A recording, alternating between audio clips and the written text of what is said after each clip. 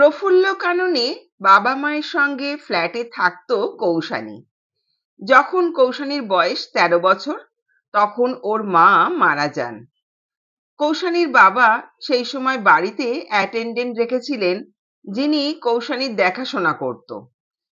সারা দিন ব্যবসার কাজ সেরে যখন বাবা বাড়িতে আসতো, কৌশানী দৌড়ে গিয়ে বাবাকে জড়িয়ে ধরতো আর কান্নাকাটি করত। কিভাবে যে মেয়েকে বড় করবেন তা নিয়ে খুব চিন্তিত ছিলেন। সেবার কৌশানীর মাসি আসে কৌশানীকে দেখতে। মা মরা মেয়ে কিভাবে থাকে তাই মাঝে মাঝেই তিনি আসতেন। কিন্তু এইবার কৌশানী মাসিকে পেয়ে আর কিছুতেই তাকে বাড়ি যেতে দেবে না। বায়না করতে থাকে, মাসি তুমি আমার কাছে থাকো। মাসি বললেন, কি করে থাকি বল? তোর বোন তাহলে কিভাবে একা থাকবে?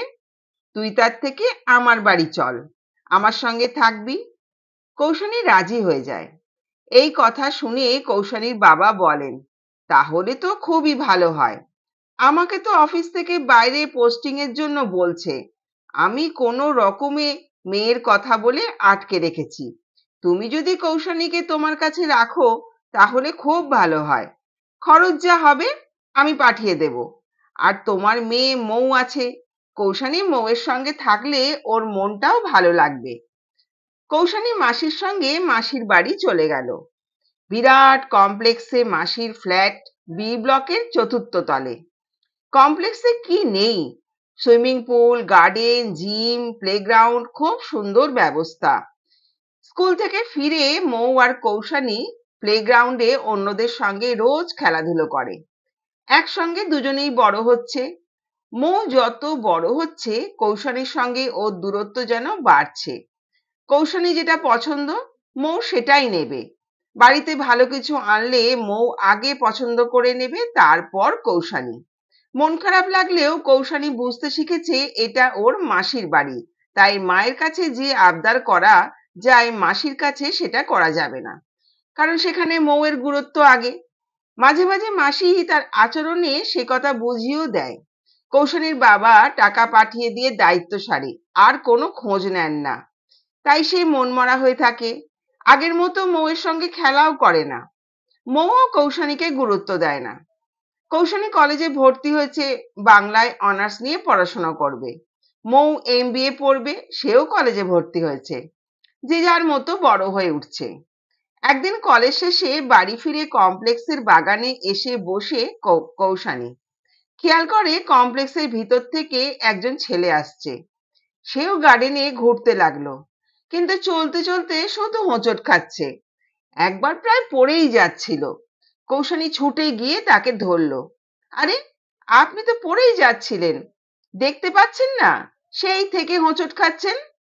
দীপেশ বলল, কিছু মনে করবেন না, ধন্যবাদ আমাকে সাহায্য করার জন্য। আমি তো দেখতে পাই না। কৌশানী বলল, সরি সরি, কিছু মনে করবেন না। আমি কৌশানী, আমি বি ব্লকের ৪র্থ তলে থাকি। আপনি? দীপেশ বলল, আমি একেবারে শেষে, H ব্লকের ২য় তলে। তারপর থেকে রোজ কলেজ করে কৌশানী গার্ডেনে আসে, আর দীপেশও সেই সময় গার্ডেনে আসে। দুজনে গল্প করে, দুজনের মধ্যে বন্ধুত্ব গড়ে ওঠে। কৌশানী দীপেশকে দেখে সন্দেহ হয়। ও বলছে চোখে দেখতে পায় না, কিন্তু কোনো কোনো সময় মনে হয় দেখতে পায়। বিষয়টা কি বোঝার জন্য একদিন কৌশানী বেশ কিছুটা দেরি করে গার্ডেনে আসে। দীপেশ ঠিক সময় মতো এসে গার্ডেনে অপেক্ষা করতে থাকে কৌশানীর জন্য। কৌশানী দীপেশের কাছাকাছি এসে পড়ে যাওয়ার মতো ভান করে। দীপেশ তাড়াতাড়ি উঠে কৌশানীকে উঠতে সাহায্য করে। তা দেখে কৌশানী বলে, তুমি তো চোখে ঠিক মতো দেখতে পাও না বললে, তাহলে তুমি বুঝলে কিভাবে আমি পড়ে যাচ্ছি? দীপেশ বলল, তোমার সঙ্গে বন্ধুত্ব করার জন্য আমি পথটা বেছে নিয়েছিলাম। এখন তুমি মিথ্যে বলার জন্য আমাকে যে শাস্তি দেবে আমি সেটাই মাথা পেতে নেব। এই মিথ্যে কথাটা না বললে আমি তোমার সঙ্গে বন্ধুত্ব করার সুযোগটুকু পেতাম না। এখন আমরা পরস্পরকে বেশ কিছুটা চিনে নিতে পেরেছি। আজ তুমি সিদ্ধান্ত নেবে আমার সঙ্গে জীবনের বাকি পথ চলা তোমার পক্ষে সম্ভব কিনা। যদি সম্ভব হয় তাহলে কাল আমি এই সময় এখানেই থাকবো। তুমি যদি আসো তাহলে বুঝবো তুমি রাজি, আর না এলে আমি আর কোনোদিন তোমাকে বিরক্ত করব না। পরের দিন দীপেশ গার্ডেনে এসে বসলো। বেশ কিছুক্ষণ অপেক্ষা করার পর কৌশানী এসে দীপেশের পাশে বসলো। তারপর থেকে ওরা রোজ বিকেলে গার্ডেনে দেখা করে। দীপেশ ওর বাবার ব্যবসা দেখাশোনা করে। বাড়িতে দীপেশের মা আর এক বোন আছে। এরপর বেশ কিছুদিন বাদে একদিন মৌ ঘুরতে ঘুরতে গার্ডেনের দিকে আসে। সেখানে কৌশানী আর দীপেশকে দেখতে পায়। দীপেশকে দেখে মৌয়ের খুব পছন্দ হয়। ও বাড়িতে গিয়ে মাকে বলে, মা, দিদির এক বন্ধু আছে, বেশ সুন্দর, আমি যদি বিয়ে করি ওকে করব। কৌশানী বাড়ি আসতেই মাসি কৌশানীকে জিজ্ঞাসা করে, হ্যাঁ রে, তুই গার্ডেনে বসে যে বন্ধুর সঙ্গে রোজ গল্প করিস সে কে রে? তোর সঙ্গে ওর সম্পর্ক কি? কৌশানী বলে, কিছু নয় মাসি, দীপেশ, ওর বাবার বড় ব্যবসা আছে, সেটা দেখাশোনা করে। এই কমপ্লেক্সের এইচ ব্লকে থাকে। মাসি বলল, মৌয়ের ওকে খুব পছন্দ, তুই কথা বলিস তো, আমি ওর বাবার সঙ্গে দেখা করব। কৌশানী পরের দিন দীপেশকে বলল, আমার বোনের তোমাকে খুব পছন্দ, ও তোমাকে বিয়ে করতে চায়। দীপেশ বলল, এসব কি কথা বলছো? তোমার কি মাথা খারাপ? আমি তোমাকে ভালোবাসি, তোমাকে বিয়ে করতে চাই, তুমি চাও না? কৌশানী বলল, আমার কাছে আমার বোন সবার আগে, ওকে আমি কোনো অবস্থাতেই দুঃখ দিতে পারবো না। আমি মাসিকে বলে দিচ্ছি তোমার বাবার সঙ্গে দেখা করে কথা বলতে। দীপেশ বলল, না কৌশানী, এটা সম্ভব নয়, তুমি এরকম করতে পারো না। কৌশানী কিছু না বলে নিজের ফ্ল্যাটে চলে গেল। দীপেশ বারবার ফোন করে, কৌশানী ফোন তোলে না।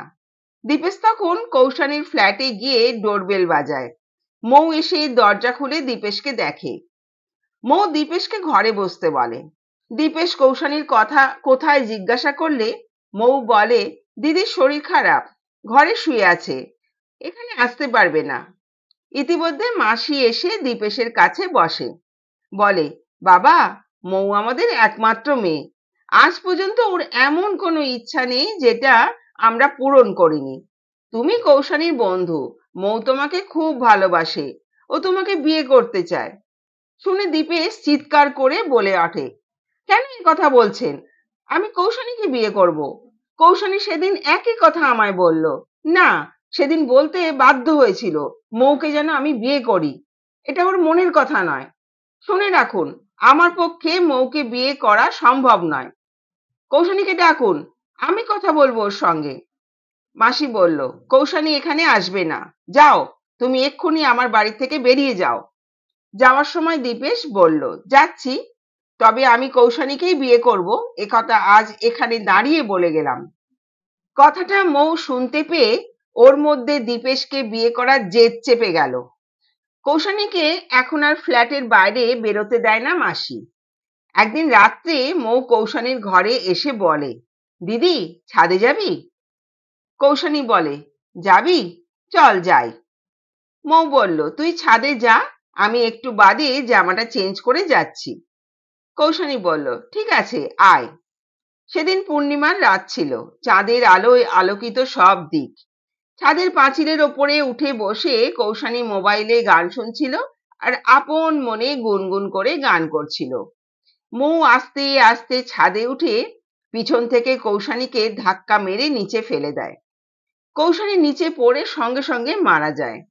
মৌ তাড়াতাড়ি ঘরে এসে বই নিয়ে বসে পড়ে।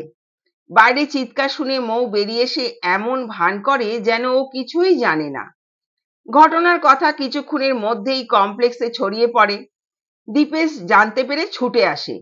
মৌকে দেখে দীপেশের সন্দেহ হয়। দীপেশ পরের দিন থানা থেকে পুলিশ নিয়ে কৌশানীদের ছাদে ওঠে। চারিদিক দেখতে দেখতে খুঁজে পায় পাশের বাড়িতে সিসি ক্যামেরা লাগানো, যেটা ওই ছাদের সমস্ত ছবি তুলতে সক্ষম। পুলিশ ওই ক্যামেরা থেকে ছবি বের করে দেখতে পায় মৌ ঠেলে ফেলে দিচ্ছে কৌশানীকে। পুলিশ মৌকে ধরে নিয়ে যায় আর পরবর্তীতে ওর যাবজ্জীবন কারাদণ্ড হয়। গল্পটা কেমন লাগলো একটা কমেন্ট করে জানিও। এই ধরনের আরো গল্প শুনতে চাইলে চ্যানেলটাকে অবশ্যই সাবস্ক্রাইব করবে। ধন্যবাদ।